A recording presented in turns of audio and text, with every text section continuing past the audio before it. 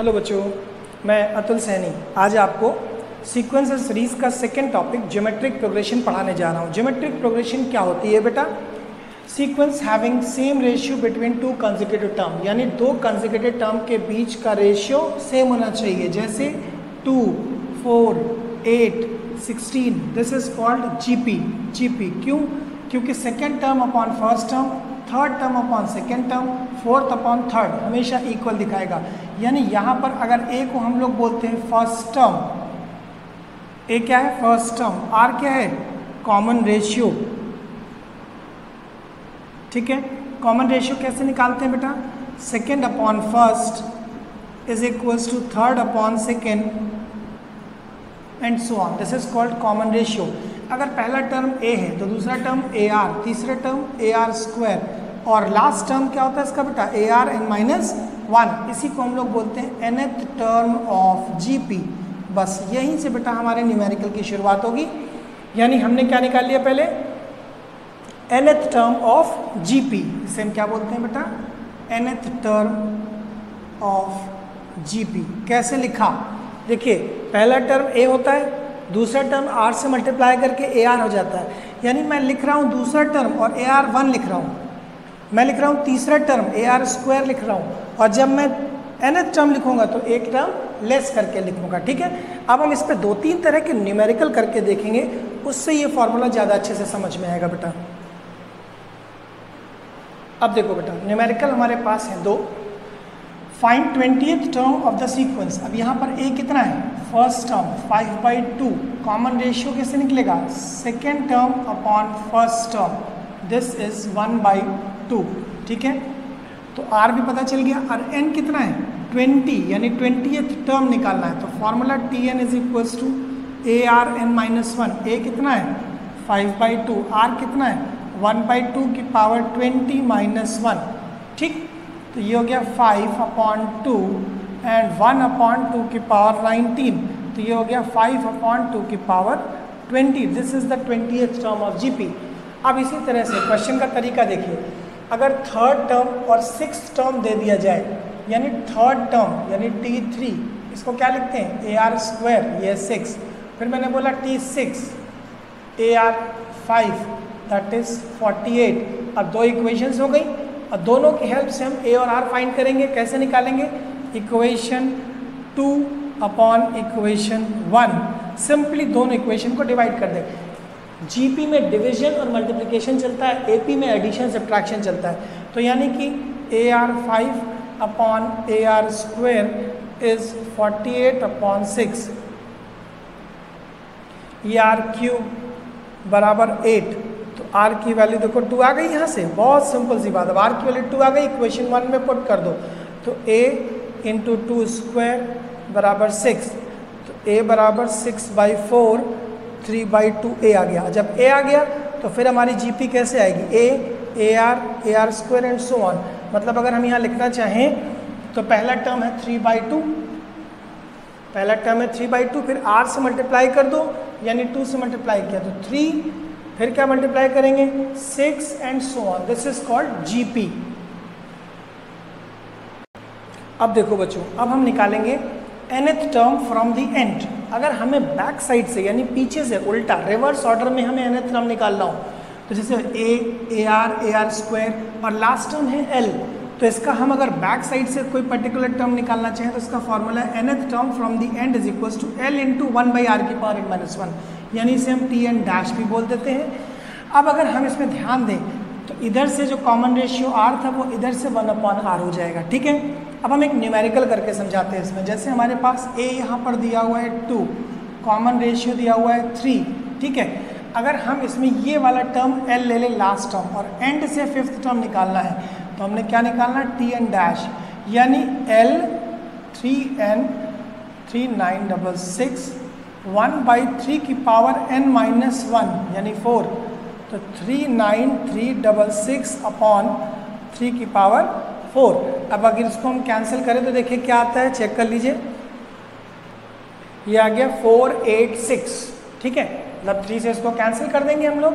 तो जैसे 3 से कैंसिल करना तो आप सबको पता है कि 39366 अपॉन 3 इंटू 3 इंटू 3 इंटू 3, 3 से कैंसिल करेंगे, 3 1 जा 3 3 जा 3 1 जा 3 2 जा 3 2 जा, फिर 3 से कैंसिल कर दो, 3 4 जा 12, ठीक है, 3 3 जा 9 एंड 3 7 जा 21, 3 4 जा 12, फिर 9 से इसको कैंसिल करते हैं, ठीक है, 9 से कैंसिल कर लो, 9 4 जा 36 एंड 36 एंड 9 8 जा 72 और 9 6 जा, ठीक, इस तरह से हमने कैंसिल कर लिया। अब देखो टर्म्स इन जीपी, अगर हमें जीपी में टर्म्स फाइंड करने हो, सपोज 3 टर्म, बस यहाँ पर ये चीज़ ध्यान रखिएगा कि प्रोडक्ट गिवन होता है, प्रोडक्ट ऑफ टर्म्स, ये ध्यान रखना है। जैसे एपी में सम ऑफ एंड दिया जाता था, यहाँ पे प्रोडक्ट, जैसे 3 टर्म लेने हैं, ए बाई आर ए आर, बस यहाँ पर ध्यान रखिएगा कि यहाँ कॉमन रेशियो आर होता है, ठीक है। अब 4 टर्म लेने हैं तो a by r cube, a by R A r cube, तो कॉमन रेशियो आर स्क्वायर हो जाएगा। 5 टर्म लेने, देखिए अब ऑड और इवन का ख्याल रखना है, ऑड नंबर ऑफ टर्म में कॉमन रेशियो आर होता है, even term number of term लेने 4 6 8, तो कॉमन रेशियो आर स्क्वायर। अब 5 लेने तो पहले 3 तो लिख ही लो, ए बाई आर ए आर, अब एक एक टर्म बढ़ाना है तो ए बाई आर स्क्वायर, इधर ए आर स्क्वायर, तो कॉमन रेशियो आर। अब मान लीजिए मुझे 6 टर्म लेने, तो 6 का मतलब पहले 4 तो लिख ही लेना है, a by r cube, a by R A r cube. अब इसके पहले वाला टर्म होगा a r 5 a r to power 5, देखो कॉमन रेशियो आर स्क्वायर। तो इस तरह से हम कोई भी टर्म एज्यूम कर सकते हैं, 3 4 5 6 7 8 9 कुछ भी ले सकते हैं, ठीक है। अब इस पर एक न्यूमेरिकल करते हैं बेटा।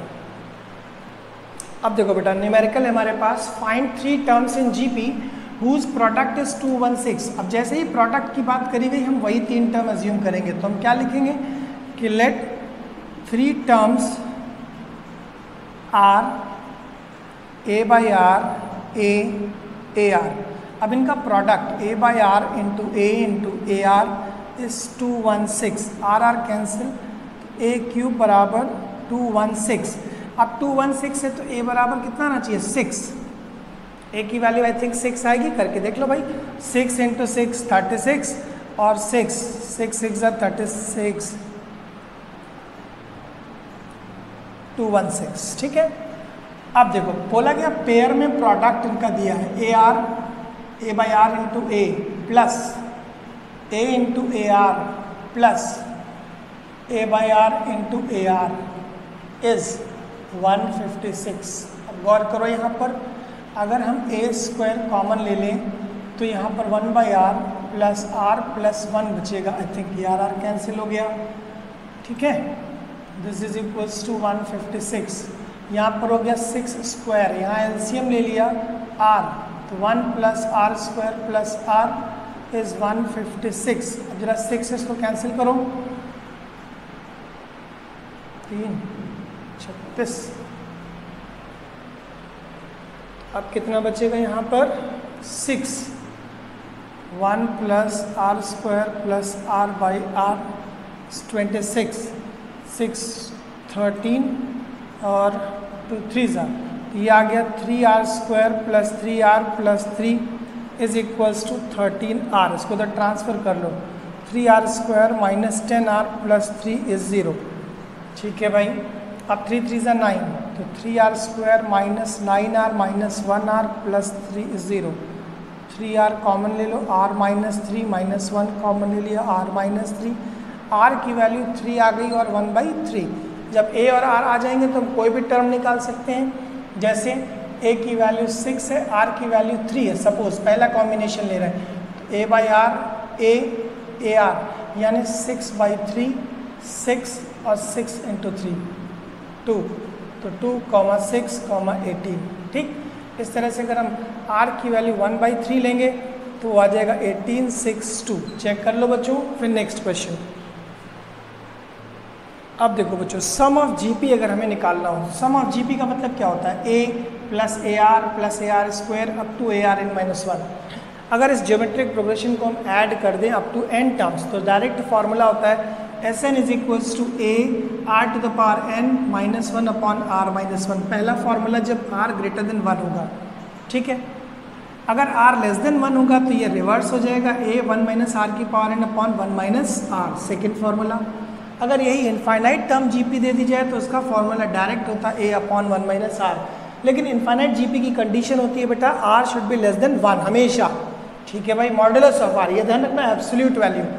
अब अगर हमारे पास जीपी दे रखी है और बोल रहा है sum up to n terms यानी 8 टर्म्स तक निकालना है, तो a बराबर 1, कॉमन रेशियो -1/2 और n बराबर है 8। जरा वैल्यू पुट कर दो बेटा S8, तो a, अब देखो यहाँ पर लेस देन 1 है, ठीक है, तो हम यहाँ रखेंगे 1 माइनस -1/2 की पावर 8 अपॉन 1 माइनस r, तो यहाँ पर आ जाएगा 1 माइनस 1/2 की पावर 8 अपॉन 1 प्लस 1/2, इसमें एलसीएम लेंगे तो यहाँ आ जाएगा 2 की पावर 8 माइनस 1 अपॉन 2 की पावर 8 और नीचे 3/2, तो एक कैंसिल हो जाएगा, तो 2 to the power 8 minus 1 upon 2 to the power 7 into 3, ये आंसर हम लिखेंगे sum of 8 terms of GP. थोड़ा और सिंप्लीफाई कर सकते हैं 7 वगैरह को, लेकिन अब कभी कभी क्या होता है कि अगर यहाँ पर लास्ट टर्म जो tn है, tn l लिख दें लास्ट टर्म और उसका फॉर्मूला लिख दें ARn-1। अगर लास्ट टर्म के टर्म में मैं आपसे कुछ पूछता हूँ सम, तो देखिए सम ऑफ n टर्म्स अभी क्या फॉर्मूला लिखा, a 1 माइनस आर की पावर n, या पहला फॉर्मूला लिख लो पहले, r की पावर n-1 अपॉन r-1। अगर हम इस फॉर्मूले को थोड़ा सा सिंप्लीफाई करना चाहें, थोड़ा सा, कैसे लिखेंगे, L is equals to ARn into r-1, यानी L is equals to ARn upon r की पावर -1 को 1 अपॉन r, क्रॉस मल्टीप्लाई कर दो, AR की पावर n बराबर L इंटू r, ये रिलेशन पता चल गया। अब इसमें यूज़ करने जा रहे हैं अब हम A r की power n minus a upon r-1, तो डायरेक्ट हो गया LR minus a upon r-1, this is Sn, पहला फॉर्मूला आ गया when r is greater than 1, पहला कॉन्सेप्ट। फिर इसी में Sn, अगर हम यहाँ पर a 1 माइनस आर की power n upon 1 minus R ले लेते हैं, तो क्या हो जाएगा a minus ARn upon 1 minus R, तो a minus LR upon 1 minus R, this is Sn। ये दो तरीके से हम फॉर्मूले को इस्तेमाल कर सकते हैं जब लास्ट टर्म का कॉन्सेप्ट हो। यहाँ पर n की ज़रूरत नहीं पड़ती है, एक न्यूमेरिकल करते बेटा इसमें हम। अब देखो बेटा यहाँ पर क्या क्या चीज़ें गिवन है, जैसे यहाँ पर a की वैल्यू कितनी है 2/9 है ना, और l कितना है 81/32, तो अगर हम Sn निकालना चाहें तो LR माइनस, अब R हमने कैसे लिखा यहाँ पर, R की वैल्यू देखो second term upon first term, तो इट विल बी 3/2, ठीक है, तो 3/2 यानी r इज ग्रेटर देन 1, तो LR minus a upon r-1, तो L की वैल्यू कितनी है 81/32 इंटू r कितना है 3/2, a कितना है 2/9 अपॉन r है 3/2 माइनस 1। इसको सिंप्लीफाई करते देखो कितना आता है बेटा। अब देखो बेटा मैंने पूरा सिंप्लीफाई करके लिख दिया यहाँ पर, ठीक है, 3 से मल्टीप्लाई किया तो 243/64, नीचे 2 से मल्टीप्लाई कर लिया, फिर इन दोनों में एलसीएम लेने पर इतना वैल्यू आ रही है, ठीक है, थोड़ा मैंने डायरेक्ट कर दिया है, आप इसको घर में भी सिंप्लीफाई कर सकते हो आराम से बैठकर। तो अब 2 से इसको कैंसिल कर दिया तो 288 नीचे आ गया, यानी कि this is the sum of the sequence whose last term is this one. यहाँ n नहीं पता किया मैंने, n की ज़रूरत नहीं समझी, हाँ, लेकिन अगर हम n निकालना चाहें तो कैसे निकालते हैं वो देखिए, जैसे Tn बराबर ARn-1, ये भी एक अपने आप में न्यूमेरिकल है कि लास्ट टर्म दिया जाए तो nth टर्म की वैल्यू से n कैसे निकालते हैं, तो ये रख दिया, a की वैल्यू है 2/9, r की वैल्यू है 3/2 और whole to the power n-1, ठीक, इसको इधर मल्टीप्लाई कर लो, इसको इधर मल्टीप्लाई कर लो, तो कितना आ गया बेटा 72, 64, 3/2 की पावर n-1, आई थिंक यहाँ पर आ गया 3/2 होल टू द पावर, तो 2 दूनी 4, 2 8 16, 2 32, 2 64, 5 आ रहा है क्या, ज़रा एक बार चेक कर लेते हैं बेटा हम लोग इसको भी कि क्या सही लिख रहे हैं, तो 4, 16, 2 32, 6 है, ठीक है, तो n-1 बराबर 6, n बराबर 7, देखो क्रॉस चेक कर लेंगे तो इसमें हम एन 7 निकालने के बाद सम ऑफ 7 टर्म का भी फॉर्मूला लगा सकते हैं, आर की power 7 minus 1 upon R minus 1। ठीक, चेक कर लो एक बार फिर आगे बताएं। ठीक है बच्चों, तो ये r बराबर 7 से हम n बराबर 7 से हम सम ऑफ 7 टर्म निकाल सकते हैं। ठीक, तो यहाँ पर मैंने आपको बेसिक जीपी के nth टर्म और सम ऑफ n टर्म्स के बारे में बताया। अब हम आगे जो पढ़ेंगे बेटा, इस पर थोड़े से न्यूमेरिकल का लेवल उठाएंगे और ज्योमेट्रिक मीन और स्पेशल सीक्वेंस, यानी सेकेंड वीडियो में मैं पूरा जीपी कंप्लीट कर सकता हूँ। ठीक है, थैंक यू।